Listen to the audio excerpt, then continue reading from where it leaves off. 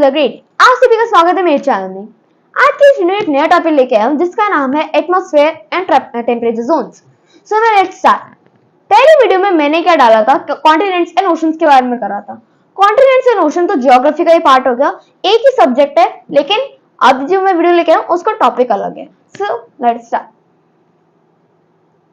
As you can see on my screen, atmosphere and temperature zones. जैसे आप मेरी screen पे देख सकते हो, आपके सामने एक इमेज आई है एटमॉस्फेयर एंड टेम्परेचर जोन्स की। इसका मतलब क्या होता है? अगर एटमॉस्फेयर को आसान भाषा में कहा जाए तो एक ऐसी इनविजिबल लेयर और एक ऐसी इनविजिबल सराउंडिंग्स जिसके अंदर अलग अलग गैसेस हो, जिसके कारण हम सांस ले सके, उसको हम एटमॉस्फेयर कहते हैं। अगर मैं पॉइंटर निकालूं इधर, so you can see over here, जो ये पार्ट है इसको हम एटमॉस्फेयर कहेंगे, क्योंकि क्या होता है, if you look at closely, so इस पार्ट में क्या है, ज्यादातर लाइट पार्ट है, लाइट कलर, ओके।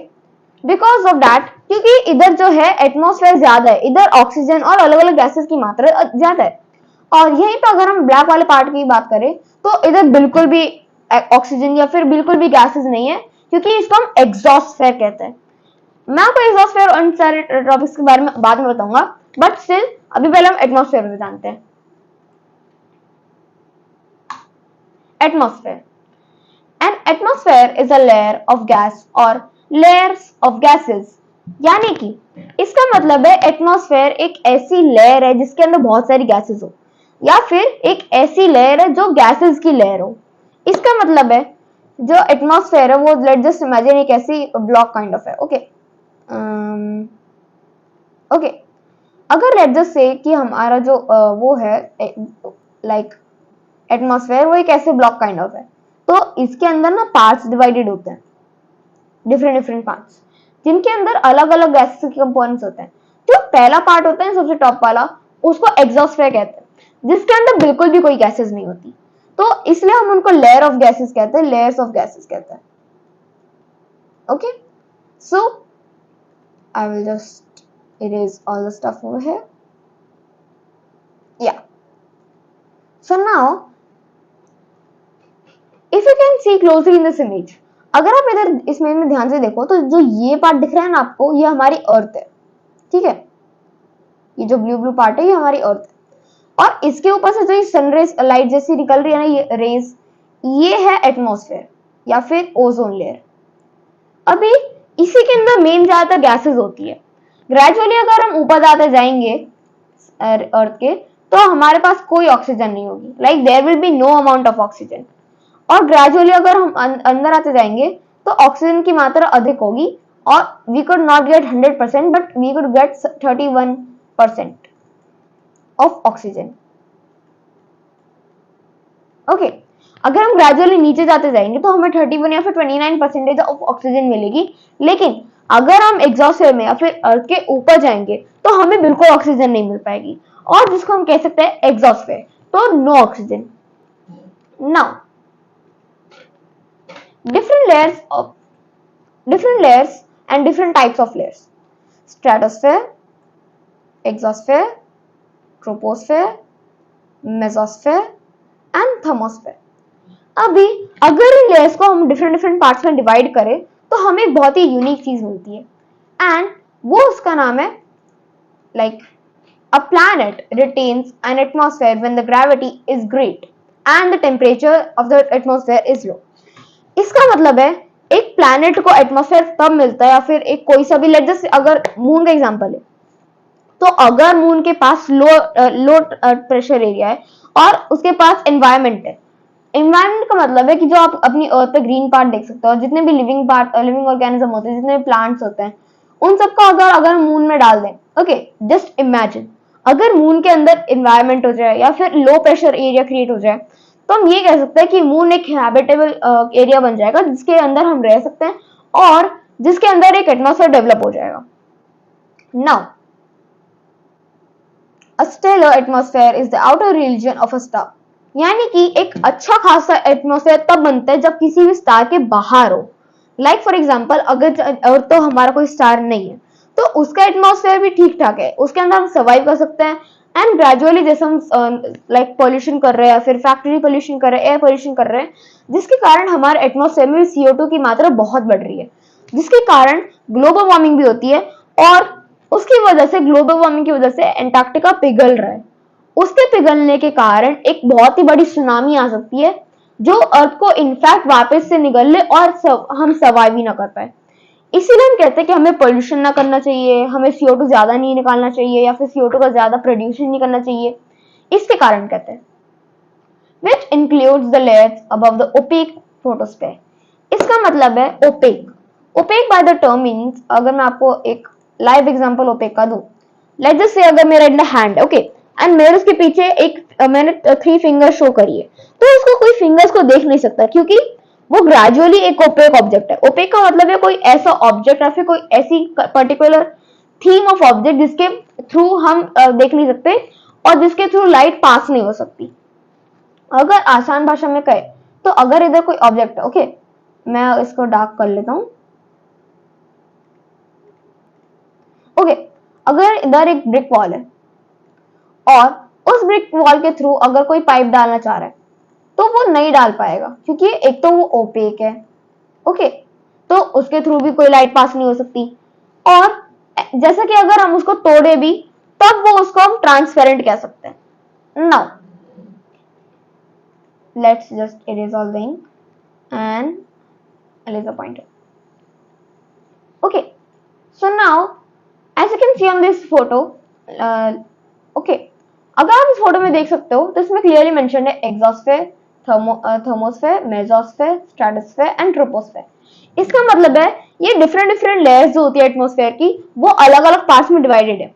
जैसा आप देख सकते हो, हमारा जो एरोप्लेन होता है, फिर जो हमारी जो फ्लाइट्स होती है, वो सिर्फ और सिर्फ ट्रोपोस्फेयर तक जाती है, और वो सिर्फ और सिर्फ 50 किलोमीटर अबव होते हैं देन द सी लेवल। अभी जो वॉल्केनोस होते हैं वो भी सिर्फ लाइक ट्रोपोस्फेयर तक रहता है, और जो हाईएस्ट माउंटेन है वो भी 7.2 किलोमीटर समथिंग समथिंग का है, तो उसकी भी लेंथ ट्रोपोस्फेयर तक होती है।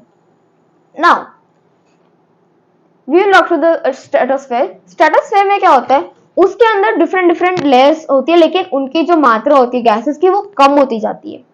मेसोस्फेयर, मेसोस्फेयर में हमें स्टार्स दिखने लगते हैं एंड सन दिखने लगता है and different object of the solar system दिखने लगते हैं। थर्मोस्फेयर, थर्मोस्फेयर में हमें ऑरोरा दिखने लगता है। अभी ऑरोरा एक बहुत ही इंटरेस्टिंग टॉपिक है। जब कोई पानी कंडेंस होता है और उसके थ्रू कोई भी लाइट पास थ्रू होती है, जैसे सेम टू सेम रेनबो के साथ होता है, बट ऑरोरा क्या होता है, वो स्पेस में होता है और रेनबो हमारे नॉर्मल एनवायरनमेंट में होता है। तो ऑरोरा भी एक तरीके का रेनबो होता है, जिसके कारण वाटर वेपर्स जब कंडेंस होते हैं और उनके थ्रू जब लाइट पास थ्रू होती है तब कलर्स दिखने लगते हैं। नाउ एग्जॉस्फेयर, एग्जॉस्फेयर में हमें सिर्फ और सिर्फ सैटेलाइट्स देखने को मिलती है। ऐसी सैटेलाइट्स जो कि जैसे हमारे जियो की सैटेलाइट्स हो गई, रिलायंस की, या फिर इवन चंद्रयान 3 की, क्योंकि चंद्रयान 3 की जो सैटेलाइट है वो चांद के ऑर्बिट में, ना कि अर्थ के ऑर्बिट में, तो वो हमारे ऑर्बिट से तो बहुत ही दूर है। फिर भी हम उसको एक कंडेंसेशन में कंसलेशन में माना जाता है कि चंद्रयान 3 की जो सैटेलाइट है वो फिर भी एग्जॉस्फेयर में बन जाती है। Now stars of low temperature might have outer atmosphere containing compound molecules। इसका मतलब है अगर किसी भी स्टार के पास उसका जो लाइक टेम्परेचर है, अगर कोई सा भी सन के पास कोई एटमॉस्फेयर नहीं है क्योंकि वो बहुत ही हॉट है, और सन एक स्टार काइंड ऑफ है, तो उसके पास भी एक कोई एनवायरनमेंट नहीं है, ना कि कोई एटमॉस्फेयर है, क्योंकि वो इतना हॉट है और इतना ह्यूमिड है, जिसके कारण कोई एटमॉस्फेयर नहीं क्रिएट होता है। अगर हम किसी मून के पास जाए, फिर किसी स्टार के पास जाए, तो अगर उसके पास उसका टेम्परेचर बहुत ही लो है, लाइक बहुत ही ठंडा टेम्परेचर है, तो उसका जो लाइक एक स्लाइट पॉसिबिलिटी होती है कि उसका भी एटमॉस्फेयर डेवलप हो जाए। नाउ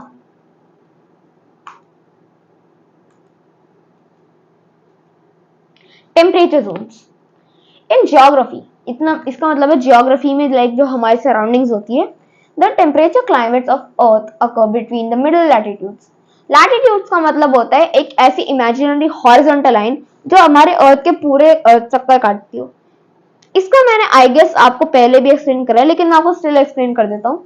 लैटिट्यूड्स का मतलब होता है एक ऐसी इमेजिनरी लाइन जो हमारे अर्थ के हॉरिजॉन्टली जाती है। जैसा भी आप देख सकते हो, अगर मैं अपनी स्क्रीन को अर्थ बनाऊं तो ये जो लाइन जा रही है इनको हम लैटिट्यूड्स कहेंगे क्योंकि ये हॉरिजॉन्टली जा रही है और ये इमेजिनरी लाइंस है, हम इसको कभी देख तो सकते हैं नहीं।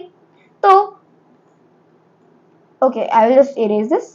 एंड अगर हम लैटिट्यूड्स को देखा जाए तो वो एक इमेजिनरी लाइंस है जो जियोग्राफर्स ने अपने इजी बेटरमेंट के लिए लिया है ताकि हम उनको अच्छे से समझ सकें।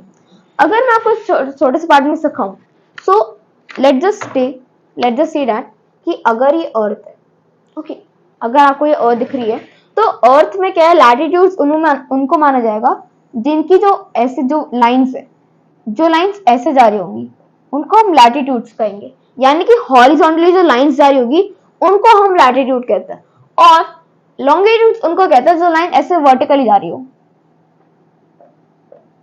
और अर्थ जैसे कंटिन्यूसली अपने एक्सिस में घूमती रहती है तो उसके घूमने के कारण जो लैटिट्यूड्स और लॉन्गिट्यूड्स है वो भी घूमते रहते हैं, और ताकि जियोग्राफर्स को अपनी लोकेशंस का पता लग सके और फिर उनके बेटरमेंट के लिए हो तो इसीलिए लैटिट्यूड्स और लॉन्गिट्यूड्स बनते हैं। सो which span between the tropics and polar regions of the earth, and these zones generally have wider temperature ranges throughout the year। इसका मतलब है ये zones जो हैं वो लैटिट्यूड्स के थ्रू चेंज होते रहते हैं। अगर सबसे टॉप वाला लैटिट्यूड होगा, ओके, सबसे टॉप वाला लैटिट्यूड, तो उसका टेम्परेचर होगा बहुत ही ठंडा होगा, ओके। फिर अगर हम ग्रेजुअली मीडियम में आएंगे, बीच में आएंगे, तो उसका टेम्परेचर जो होगा वो बहुत ही लाइक हॉट हो जाएगा और मीडियम होता चला जाएगा, जिसके कारण हम उनको लाइक इक्वेटर भी कहते हैं। Now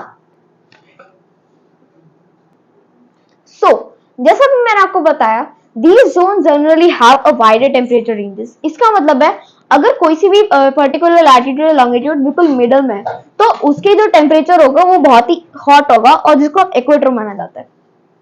Now, and more distinct seasonal changes compared to the tropical climate। इसका मतलब है कि जैसे जो सीजनल बारिश होती है, फिर जो ट्रॉपिकल रेनफॉल्स होते हैं, उनके में जो ऐसे डिफरेंट चेंजेस आते हैं या फिर डिफरेंट लाइक सीजनल चेंजेस आते हैं, उनके कारण हमारे लैटिट्यूड्स और लॉन्गिट्यूड्स में इफेक्ट पड़ता है। Compared to the tropical climates, where such as the variations are often small and usually only have precipitation changes। इसका मतलब है जैसे सीजनल विंड्स के बाद जो नॉर्मल विंड्स आती है, फिर सीजनल विंड्स के बाद जो नॉर्मल रेन्स आती है, उनका जो डिफरेंस होता है वो बहुत ही कम होता है, लाइक उनके डिफरेंस को बहुत ही इग्नोर माना जाता है और इतना दिखा भी नहीं जाता है उनका difference. So different layers of temperature zones। Now the different layers, as you can see on your screen, Arctic polar circle, Tropic of Cancer, Equator, Tropic of Capricorn and Antarctic polar circle। इन सब का मतलब होता है कि जो हमारे अर्थ के different layers है टेम्परेचर जोन्स की, उनको हमने कैसे डिवाइड करा है। उनके डिवीजन का अगर हम कारण देखें तो ताकि हमें ज्यादा अच्छे से देख सके कि यह पर्टिकुलर लोकेशन कहाँ पे है, क्योंकि जब भी कोई लॉन्गिट्यूड या लैटिट्यूड फॉर्म्ड होता है तो एक ग्रिड बनाता है। जैसे भी आपने स्क्रीन पे देख सकते हो, आर्कटिक सर्कल के अंदर पूरा यूरोप है, जिसके कारण हमें बहुत ठंडी फील होती है यूरोप में, और ट्रॉपिक ऑफ कैप्रिकॉर्न में पूरा इंडियन सब कॉन्टिनेंट है, जिसके अंदर हमें थोड़ी बहुत ठंडी और थोड़ी बहुत गर्मी फील होती है। और साउथ अफ्रीका जो है वो पूरा का पूरा एंटार्क्टिक सर्कल में है और ट्रॉपिक ऑफ कैप्रिकॉर्न के बीच में, जिसके कारण मतलब बहुत ही गर्मी होती है और लू चलती है। जैसा अगर हम सुना होगा कि साउथ अफ्रीका में बहुत ही ज्यादा ग्लोबल वार्मिंग है और बहुत ही ज्यादा गर्मी है। So that's it for today. I hope you like this video and hope you enjoyed this.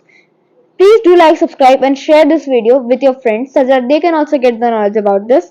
अगर आपको कोई सा भी डाउट इस वीडियो के रिगार्डिंग है तो आप मेरे को कमेंट सेक्शन में पूछ सकते हो, एंड मैं उस डाउट्स को बिल्कुल भी बहुत ही फील प्राउड करूंगा और बहुत ही अच्छे से सॉल्व करूंगा। और अगर आपको कोई भी क्वेरीज है तो आप मुझसे पूछ सकते हो। So till then, bye.